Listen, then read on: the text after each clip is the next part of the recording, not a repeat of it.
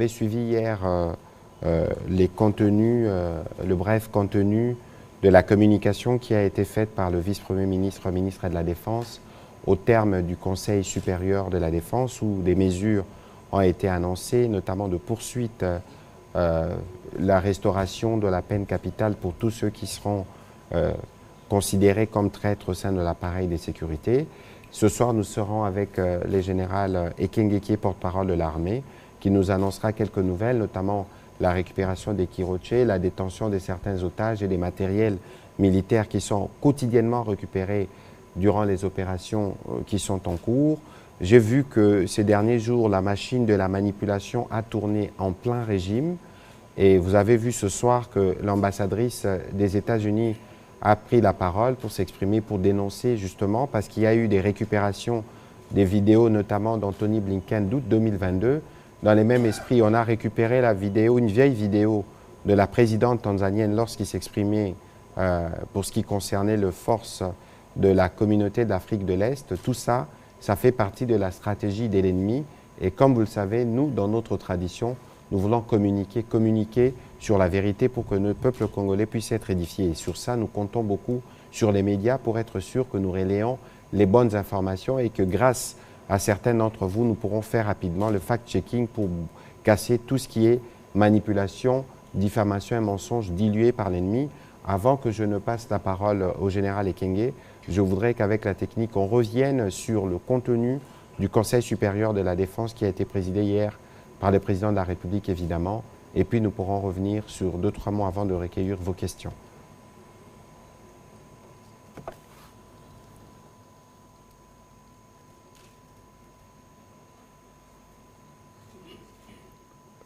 Voilà, la technique, visiblement, n'est pas encore prête pour nous balancer des images. Hier, on va commencer, on y reviendra, monsieur mon général.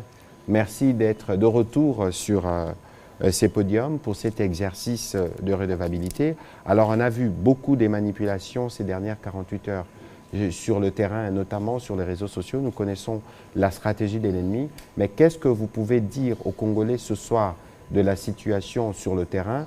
Parce que les Congolais ont besoin d'être rassurés au regard de toutes ces mauvaises nouvelles qui sont distillées via les réseaux sociaux. Vous avez la parole, mon général. Merci, Excellence, Monsieur le Ministre. De manière générale, la situation militaire sur le terrain est caractérisée par d'intenses combats entre nos agresseurs et les FARDC. Et les combats sont autour du contrôle aujourd'hui de la partie RN2 située entre Sake et Minova. Et depuis hier, nous contrôlons d'autres points comme Kiroche et les combats sont en cours autour des Chacha.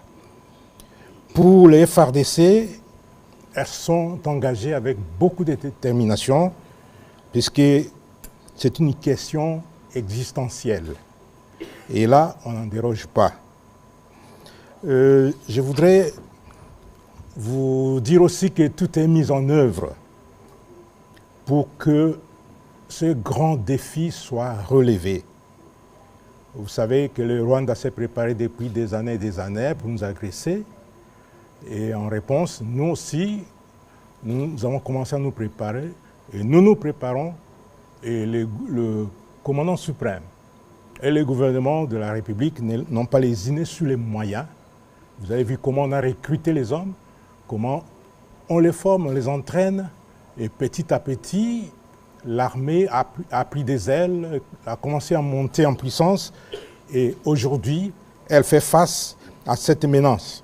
La violence des combats démontre la détermination de votre armée à tout mettre en œuvre, non seulement pour mettre l'agresseur hors d'état de nuire, mais aussi pour récupérer les espaces occupés par l'ennemi. Tous les atouts sont là et les FARDC sont condamnés à réussir et à relever ce grand défi. Nous saisissons cette occasion pour apaiser les esprits, comme son Excellence, Monsieur le Ministre, l'a dit tout à l'heure, et rassurer nos populations du Nord Kivu et des environs les FARDC sont obligés de se battre jusqu'à la dernière goutte de sang. Elles sont obligées de réussir. J'ai dit, c'est une question existentielle et on ne peut pas se permettre de baisser pavillon, sinon le Congo n'existera pas. Nous n'avons pas de choix. Cette guerre n'est pas que celle des armes. Le ministre l'a souligné tout à l'heure, il y a la manipulation, il y a la désinformation, l'intoxication. C'est aussi une guerre immatérielle. Alors, nous, en tant qu'armée, nous demandons à vous, les journalistes, de nous accompagner comme vous savez le faire et comme vous l'avez déjà fait et comme vous continuez à le faire pour ne pas préparer le lit de l'ennemi. Il faudrait que nous puissions faire attention aux informations qui circulent. Avant de venir ici, j'ai vu, d'ailleurs vous l'avez vu, que le général Fall a été tué à Minova. Hein, le général Fall avec une étoile. Donc, quand je l'ai appelé, je lui ai dit, mais je comprends que le général Brigade Fall est mort depuis longtemps, mais le lieutenant général Fall est toujours vivant et il est là, comme il coordonne les opérations, il commande les opérations Nord Kivu. Et ce sont ces genres d'informations-là que l'ennemi est en train de distiller. Et pour les relayer, il faut faire attention. Vous faites aussi partie de cette guerre et la meilleure façon, c'est de nous aider à ne pas propager les informations de manipulation, d'intoxication, de démoralisation distillées par l'ennemi, puisque l'ennemi s'est paré à tout. L'ennemi a même une armée numérique. Pour l'instant, comme je l'ai dit à l'entame, les combats font rage pour le contrôle de l'axe routier Sac et Minova.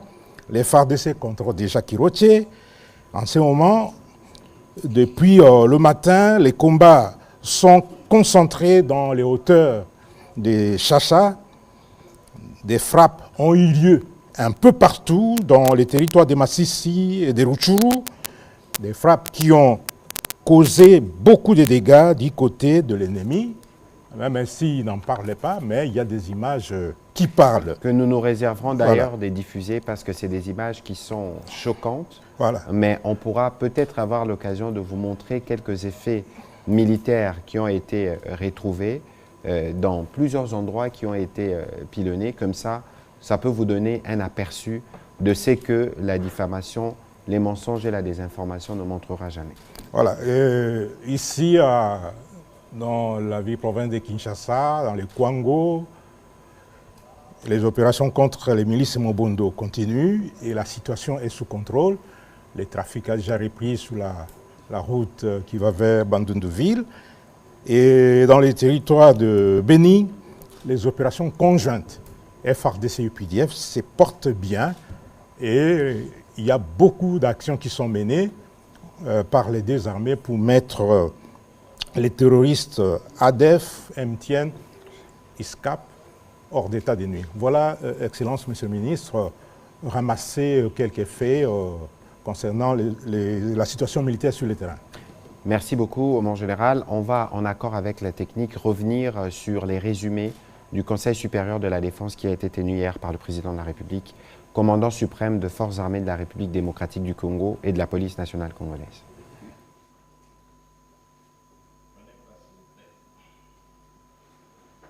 Le Conseil supérieur de la défense, qui s'est réuni autour du commandant suprême des forces armées de la police nationale, président de la République, a porté essentiellement sur les questions sécuritaires au niveau général du pays et particulièrement la situation qui prévaut au niveau du Nord Kivu. Là-dessus, un tour d'horizon a eu lieu sur les questions spécifiques militaires et opérationnelles qui se déroulent sur le théâtre des opérations au niveau de l'ensemble du Nord Kivu. Sur ce, le Conseil supérieur de la défense, après avoir entendu toutes les parties et tous les commandants qui sont autour de moi aujourd'hui, a pu d'abord lancer un message au niveau de la population que tout est mis en œuvre pour que la ville de Goma ne puisse pas tomber. Parce qu'il faut faire attention au niveau des réseaux sociaux qui alimentent, et certainement l'ennemi doit être pour quelque chose, les réseaux sociaux pour créer une certaine peur, fragilité dans les esprits. Tout est mis en œuvre sur la défense de la ville de Goma. Deuxièmement, en ce qui concerne les différentes localités qui sont occupées par les forces rwandaises, également l'ensemble des forces armées sont en train de mettre tout en œuvre également pour pouvoir récupérer toutes ces localités occupées par les forces rwandaises. Et ça, le commandant suprême est très ferme là-dessus. Il a demandé que l'ensemble des dispositifs puissent être pris à ce sujet. En ce qui concerne également la question des réseaux sociaux, comme je le disais, je demande à la population de vraiment faire très attention parce que nous voyons des militaires qui sont en train de s'exprimer, nous voyons des audios qui sont en train de circuler. Attention, attention, ce n'est pas la réalité. Les forces armées sont en train de faire un travail extraordinaire. Peut-être que nous ne le disons pas assez, mais vous devez savoir que l'ennemi subit d'énormes pertes également sur le territoire. Enfin, le Conseil supérieur de la défense a demandé au commandant suprême, au chef de l'État, de pouvoir lever le moratoire sur la peine capitale en ce qui concerne les questions de traîtrise au sein des forces de défense et de sécurité. Voici les questions principales qui ont été discutées au niveau de ce Conseil supérieur de la défense autour du chef de l'État, le commandant suprême des forces armées et de la police nationale.